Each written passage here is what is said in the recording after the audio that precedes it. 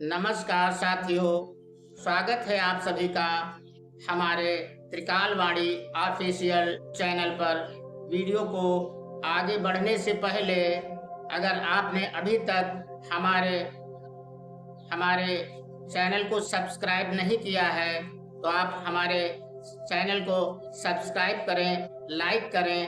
धन्यवाद। साथियों, स्वागत है हमारी त्रिकालवाणी चैनल पर आप सभी का।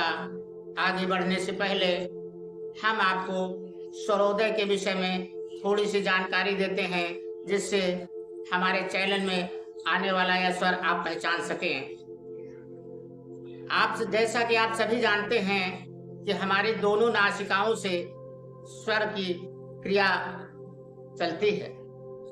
हमारे दाहिना स्वर जो कि दाहिने हाथ की तरफ होता है, इससे निकलने वाला स्वर शिव स्वर कहलाता है, जिसे हम सूर्य स्वर के नाम से जानते हैं। और हमारे बाईं तरफ चलने वाला स्वर चंद्र स्वर कहलाता है, जो शक्ति का प्रतीक होता है, शक्ति का स्वर कहलाता है। ध्यान दें, जब हमारा दाहिना स्वर चल रहा हो उस समय हमें कदापि किसी भी दिशा में यात्रा नहीं करनी चाहिए। दूर तक जाने के लिए हमें विचार नहीं करना चाहिए। और जब हमारा बायां स्वर चलता हो उस समय हम यदि घर से प्रस्थान करते हैं तो हमारी यात्रा सुखद होती है, सुंदर होती है। इसको जब हमारे दोनों स्वर एक साथ चलते हैं उसको सुषुम्ना कहा जाता है। ऐसी स्थिति में भी कदापि कोई कार्य न करें। आशा है आप सभी समझ गए होंगे कि चंद्र स्वर और सूर्य स्वर किसको कहते हैं। साथियों, ध्यान देने योग्य बात यह भी है कि आप यदि चंद्र स्वर के रहते हुए कोई भी कार्य करते हैं तो कार्य की सफलता प्राप्त हो जाती है। आइए आज इस वीडियो के जरिए हम आपको एक ऐसा लाभ देने की कोशिश कर रहे हैं जिससे आप सदैव वंचित रह जाते हैं। मनचाही संतान यदि आपको प्राप्त करना है तो आप यह उपाय करें, आपको अवश्य ही मनचाही संतान प्राप्त होगी। साथियों, हमारा सांगरधर संहिता सूत्र कहता है, कामान मिथुन संयोगे शुद्ध शोणित शुक्रजः गर्भ संजायते नार्यः सजातो बाल उच्यते। ज्योतिष के अनुसार यदि कोई भी स्त्री रविवार, मंगलवार और गुरुवार की रात को गर्भ धारण करती है तो उसे कन्या की प्राप्ति होती है। और यदि सोमवार, बुधवार, शुक्रवार एवं शनिवार की रात को गर्भ धारण करती है तो पुत्र की प्राप्ति होती है। यदि स्त्री शुक्ल पक्ष में गर्भ धारण करती है तो पुत्र की, और यदि कृष्ण पक्ष में गर्भ धारण करती है तो पुत्री की प्राप्ति होती है। स्त्री से संपर्क करते समय अगर पुरुष का वीर्य प्रबल होता है तो पुत्र की, और स्त्री का रज प्रबल होता है तो पुत्री की प्राप्ति होती है।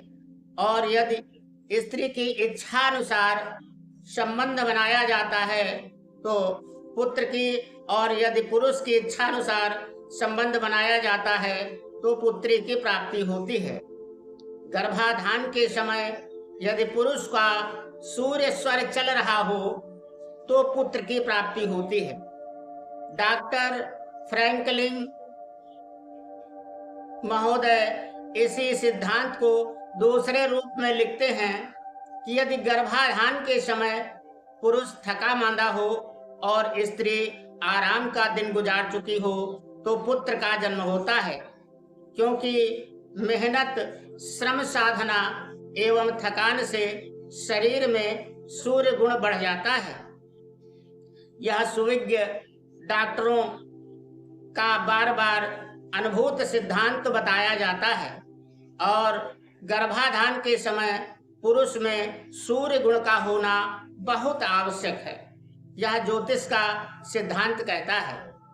गर्भ के तीसरे मास में बच्चे के अंग बनते हैं। इस समय यदि सूर्य तत्व की अधिकता होती है तो गर्भ में लड़के के अंग बन जाते हैं, अर्थात गर्भस्थ शिशु पुल्लिंग हो जाता है। और यदि चंद्र तत्व की अधिकता होती है तो लड़की के अंग बन जाते हैं, जिससे लड़की की प्राप्ति होती है। अतः गर्भ के तीसरे मास में गर्भवती स्त्री को सूर्य तत्व वाली औषधियां, खाद्य पदार्थ खिलाए जाएं तो निश्चित ही गर्भस्थ शिशु पुल्लिंग हो जाता है, अर्थात पुत्र की प्राप्ति हो जाती है। इसमें कोई संदेह नहीं। यह प्रक्रिया नियामक, अभिमत, डॉक्टरों, चिकित्सकों एवं ज्योतिषियों का अनुभव किया हुआ नैसर्गिक परिज्ञान का विषय सूत्र है। हमारे द्वारा बताए गए इन बातों को ध्यान में रखते हुए यदि कोई भी युवा वर्ग ऐसा करता है तो वह मनचाही संतान प्राप्त कर सकता है। चाहे तो वह पुत्र को प्राप्त करे, चाहे वह पुत्री को प्राप्त करे, यह व्यक्ति के ऊपर ही निर्भर करता है। इसी के साथ धन्यवाद।